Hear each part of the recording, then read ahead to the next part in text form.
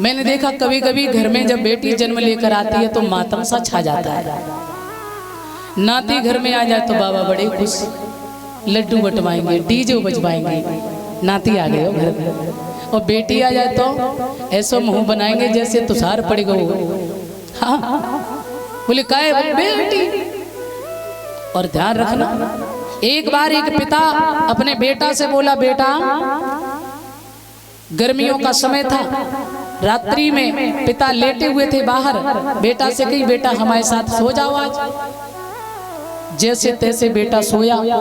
रात में पिता को लगी प्यास, तो उसी समय पिता ने बेटा से कही बेटा थोड़ा पानी पिला दो।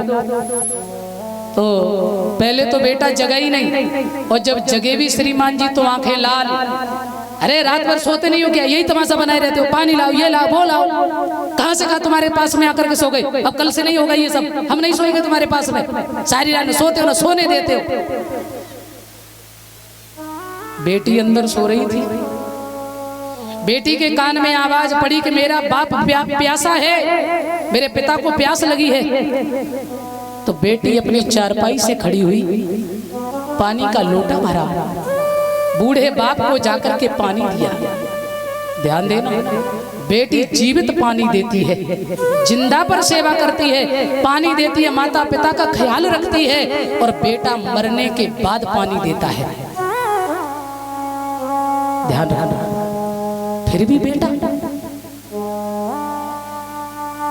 बेटी की शादी होकर ससुराल में चली जाए, सासू मैया अगर नाराज हो जाए, सासू मैया गाली देने लगे, अरे कहां से आ गई, तेरा बाप ऐसा है, तेरा फलाना ऐसा है, तेरा बाप।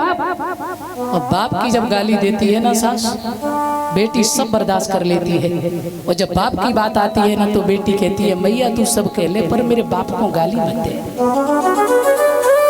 मेरे बूढ़े बाप ने कैसे तेरे घर में ब्याह किया है, तेरे दरवाजे की सारी धूल उसने समेट ली, कहां कहां से कर्जा लेकर के आया, कितनी मेहनत की, मेरा बाप रात रात सोया नहीं, अभी तो मेरे बाप के सर से कर्जा भी नहीं उतरा है, और तू मेरे बाप को गाली दे रही है। मां तू हमें मार ले, भोजन मत दे, सब कुछ कर ले, मगर मेरे बाप को गाली न दे।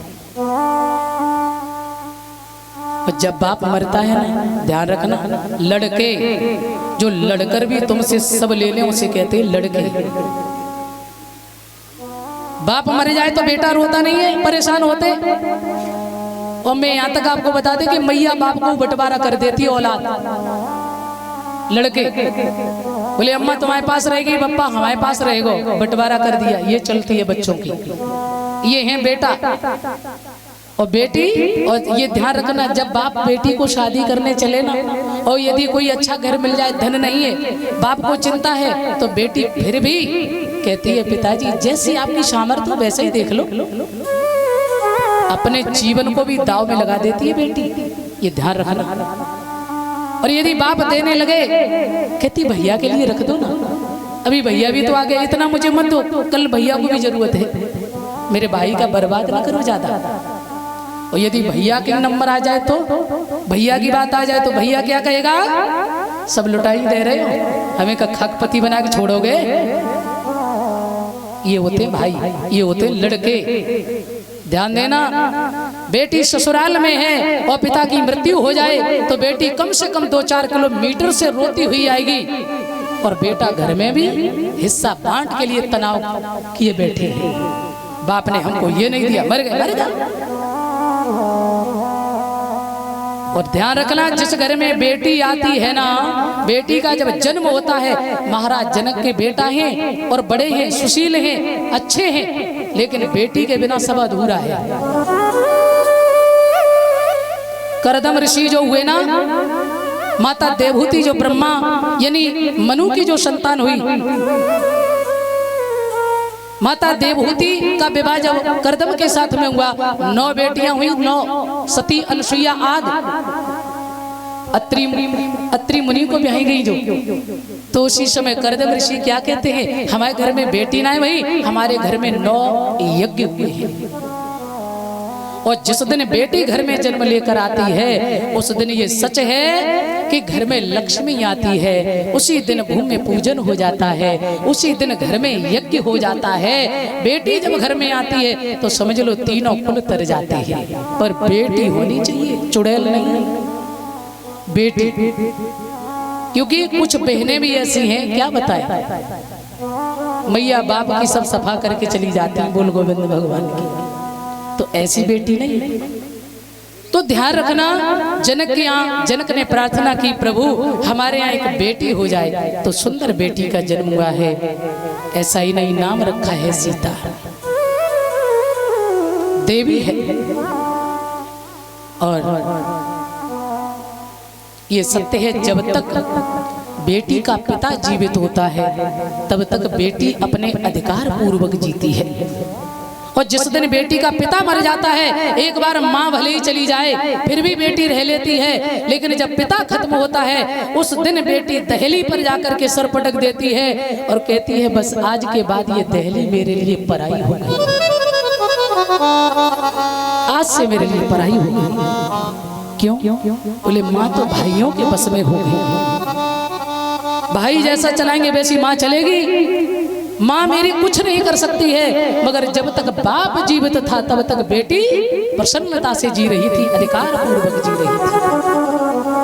और जहां बाप गया, माइक पीहर में भी रहकर, ससुराल में भी रहकर बेटी हर पल अपने माँ बाप का ख्याल रखती है।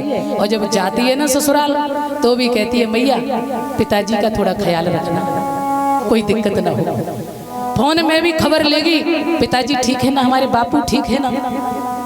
क्या लड़का खबर लेता है इतनी? हम ये नहीं कहते कि पुत्र होना जरूरी नहीं, पुत्र होना आवश्यक है, लेकिन उससे कई ज्यादा बेटी का होना परम आवश्यक है। बोल गोविंद भगवान। और बेटी नहीं तो संसार कहां से? इसलिए बेटी से दुर्भाव ना करो। मेरा कहने का मतलब इतना है, बेटी को भी दर्जा दो। श्री सुखदेव जी कहते हैं राजन, बेटा एक कुल को तारता, बेटी तीन कुल को तारती है। आज जनक महाराज के यहाँ जब सीता जी का जन्म हुआ है, चारों तरफ आनंद बरस रहा। जो पृथ्वी बंजर हो गई थी, जिस पर फसल नहीं उगती थी, जो चारों तरफ त्रहमाम मच रही थी, सीता जी के आते ही काले बादल आए, बारिश होने लगी, पृथ्वी हरी भरी हो गई चारों तरफ, क्योंकि सीता स्वयं भक्ति स्वरूप है। आनंद बरस गया, बड़ी हो रही है। और 101 रुपए का सम्मान हमारे संतोष भैया नगला भारा से सम्मान कर रहे, सदा आगे बढ़े।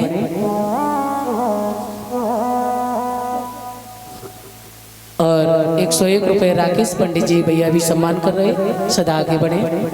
तो मेरे सज्जनों, इधर एक दिन सीता जी ने क्या देखा, जब बड़ी हुई तो घर में महात्मा दधीच की हड्डियों का बनाया हुआ धनुष रखा है।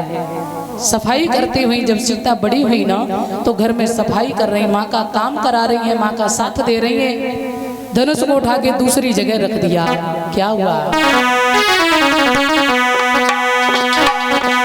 श्री जनक दुलारी सीता ने और बचपन में